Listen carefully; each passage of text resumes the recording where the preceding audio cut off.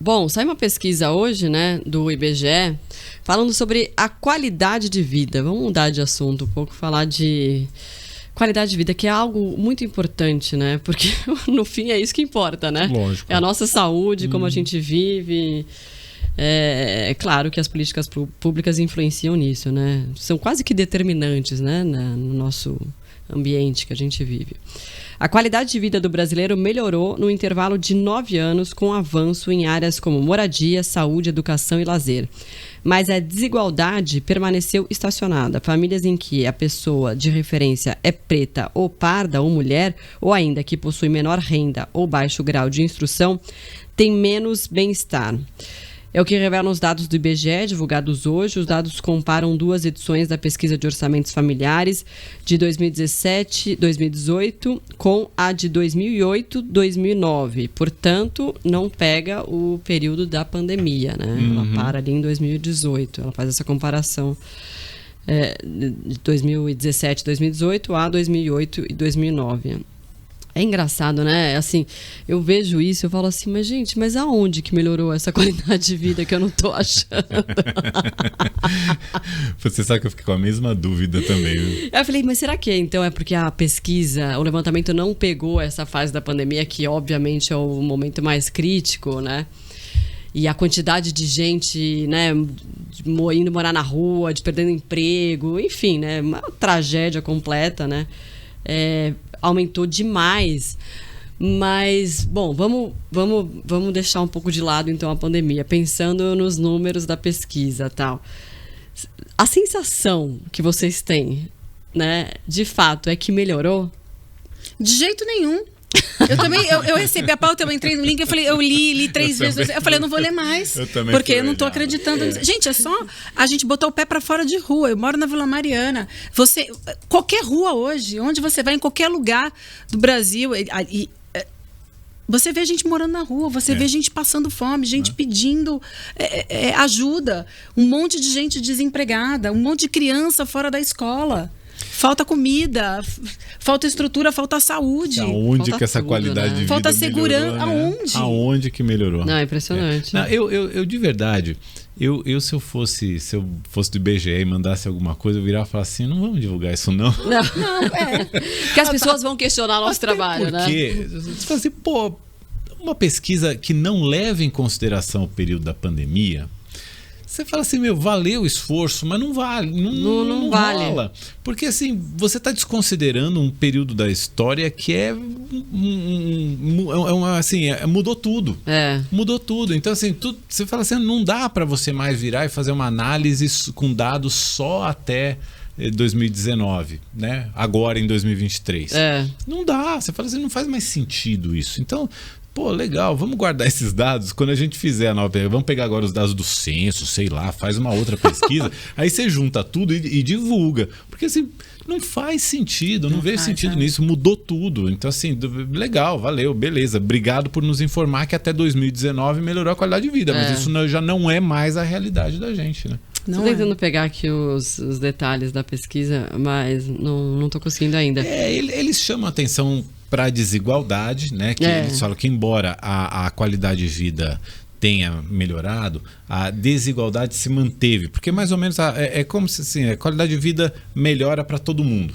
Então, se melhorou para o rico subiu, o pobre subiu um pouco também, mas o intervalo entre eles se manteve o mesmo, a desigualdade se manteve a mesma. E é o nosso principal drama, essa enorme desigualdade social que a gente tem no Brasil, a enorme diferença que a gente tem entre a minoria e a minoriazinha que tem muito dinheiro e a grande maioria que está aí correndo atrás. Hoje sai um dado no Valor Econômico do nível de endividamento da população brasileira. É assustador. Eu cheguei a anotar aqui, são 71.400.000 consumidores inadimplentes. Não é gente que está devendo. Porque você fazer uma dívida, beleza, vou fazer uma dívida, vou pagar um imóvel.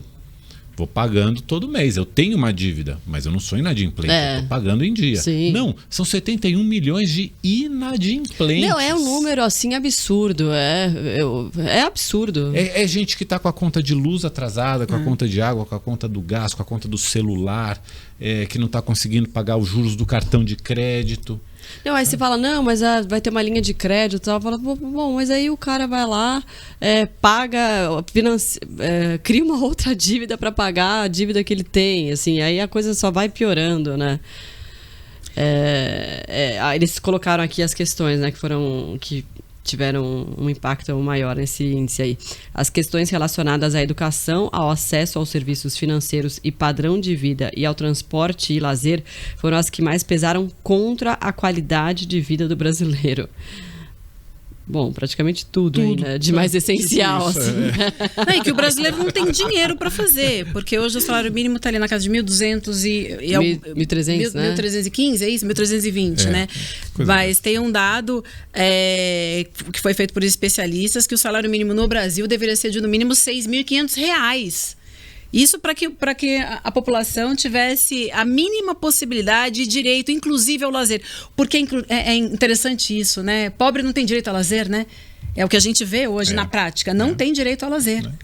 Então, assim, no mínimo, você imagina, olha a defasagem que a gente tem, R$1.300 e poucos para R$6.500. Era o mínimo para uma família, para ela poder pagar um plano de saúde, ter uma alimentação um pouco melhor, poder ir num cinema no final de semana.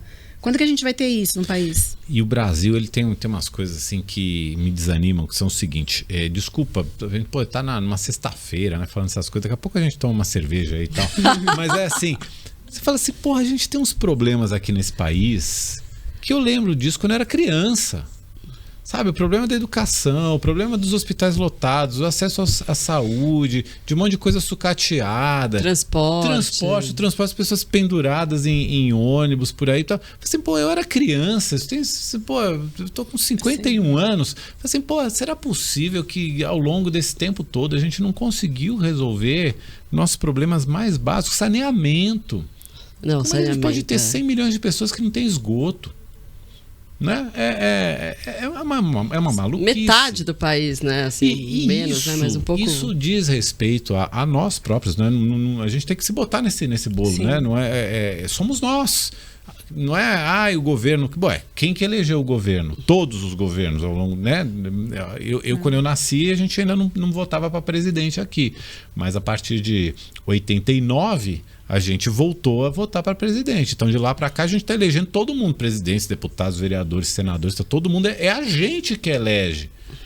Então, assim, a gente se envolve pouco, as nossas elites se envolvem pouco, ninguém quer perder. É que nem a discussão da reforma tributária, né? Desculpa, eu tô falando pra caramba. É que nem a discussão mas é ótimo. Da reforma tributária. Legal, vamos fazer não sei o que tal. Beleza, quem é que vai pagar mais imposto para o pobre pagar menos? Aí é assim, você só ouve os caras subiando. Começa a olhar para cima, o grilo, né? Cri. É isso.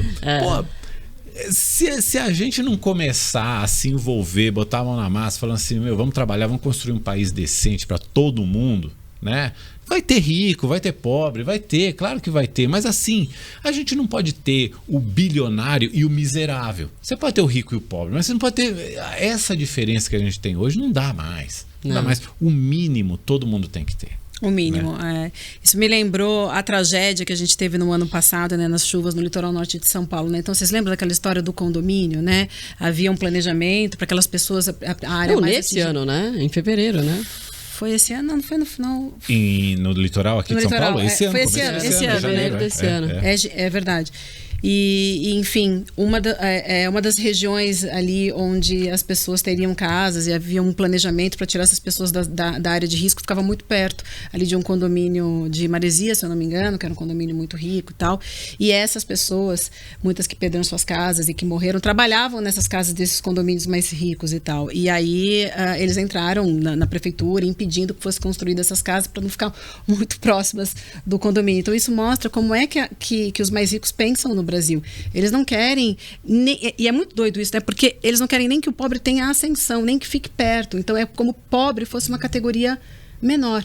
principalmente se esse pobre for preto também, a gente sabe disso. Ah, sim. Então, a injustiça social, eu acho que é o grande mal que a gente tem nesse país, e a luta é muito grande para a gente resolver isso. Só que depende, como você falou, de cada um de nós. Não adianta também a gente eleger só um presidente, a gente tem que eleger bem nossos parlamentares também, porque o presidente sozinho também não vai conseguir fazer nada. Então, acho que cada um de nós tem que olhar... Se não trava o jogo, né? Dependendo dos parlamentares, né? Pois é. E assim, eles não estão lá por geração espontânea, nós que colocamos lá, né? Então a gente precisa se responsabilizar um pouco mais, sabe? E não perder a nossa capacidade de se indignar, né? Não perder. E assim, e de saber que isso não vai ser fácil. A gente não vai construir um país decente de uma hora para outra. A gente não vai construir um país decente se a gente não der um pouco da nossa dose de sacrifício, sabe? Não vai ser fácil. Agora, quem tem mais precisa se sacrificar mais. Quem tem menos, você não pode exigir sacrifício de quem não tem nada. Né? Isso. A gente precisa assumir essa responsabilidade. Fazer, vai ser duro, a gente vai ter que abrir mão de algumas coisas? Vai. Mas é por um motivo muito legal. De a gente construir um país bom para todo mundo, em que a gente consiga, sabe, viver bem, ter qualidade de vida. Aí sim ter qualidade de vida, sabe? Sair na rua tranquilo, ter uma cidade bacana para morar, todo mundo bem, ter saúde, ter educação. Sabe, né? É meio que uma utopia, né? Sei lá se eu vou ainda conseguir ver isso. Eu achava que ia, mas não sei. Acho que faz um mês eu tava passeando com meu cachorro à noite, assim, né? Na frente do meu prédio. Aí desceu um cara, colocou a arma na minha cabeça e falou, me dá agora o celular. Obviamente, dei. Aí eu ainda... Nossa, fiquei muito assustada, assim, foi um negócio muito... Sabe, do nada, você tá lá meio distraída, olhando pro cachorro e o celular tava na minha mão. Pra baixo, assim, não tava olhando o celular, tava pra baixo. Um susto, assim, falei, nossa, meu coração disparou. E aí o cara com uma arma na minha cabeça, na frente da minha casa, sabe? Que terror. Aí, enfim, aí ele foi embora e tal. Aí, nossa, eu chorei, me deu enfim, aquelas sensações horríveis, né, que a gente sente quando passa por uma situação dessa. E eu falei, nossa... Aí o meu marido falou assim, mas você tava com o celular na mão, não sei o quê. Eu falei, mas gente, é claro, né? Hoje em dia você fala, não poderia estar com o celular na mão, mas assim, se você for pensar, gente, como assim? Não posso estar com o celular na mão, isso. Né? Sabe, a gente vai limitando a vida. De repente a gente tá dentro de um ovo, né? Esperando e rezando pra não morrer, pra sei lá o quê. É muito ruim isso. É ruim. Aí eu lembro do tempo que eu morava em Portugal, assim, saía à noite caminhando pela rua, tem um restaurante ali a 3, 4 quadras, vamos lá, vamos andando. É outro clima, né? Você não sente aquela tensão que você sente aqui, não sei, né? Exato. Você tá sempre vigiando, você fala, daqui a pouco vão me pegar, vão me sequestrar, né? Porque é isso, né? Cada hora é um crime novo também, da moda. E você vai a vida vai ficando cada vez mais restrita. E a qualidade de vida é isso também, né? Você ter tranquilidade para fazer suas coisas no dia a dia e não ter. E Marcela, a gente tá falando da questão da segurança, que eu acho que assim, nós somos super privilegiados. Sim, muito. Então, assim, a segurança talvez seja um dos pontos que mais peguem pra gente. Né? A questão de segurança, a questão de trânsito, questão dessa agitação da grande cidade e tal. Mas, assim, cada um tem os seus grandes perrengues, né? Então, sim, se a gente, graças a Deus, consegue resolver a questão da saúde, da educação, para muita gente... não tenho uma educação decente para dar pro meu filho, sabe? Se eu cair doente aqui, como é que eu vou fazer, né? Os problemas então, assim, são infinitamente maiores, né? Para todo mundo tem um monte de problema, é muito problema pra gente resolver.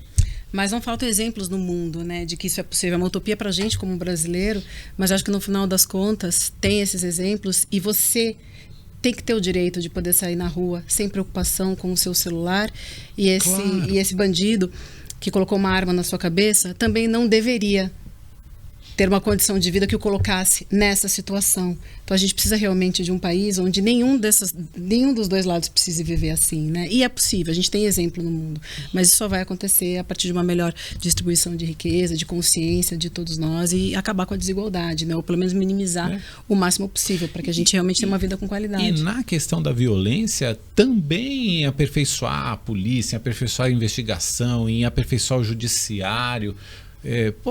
chega a ser revoltante, às vezes, a gente saber de casos de caras que já passaram inúmeras vezes pela polícia, já foram flagrados inúmeras vezes roubando e que estão aí soltando de novo, estão aí soltos de novo, roubando de novo. Então, assim, você fala assim, caramba, será possível? Tá tudo errado, a gente precisa...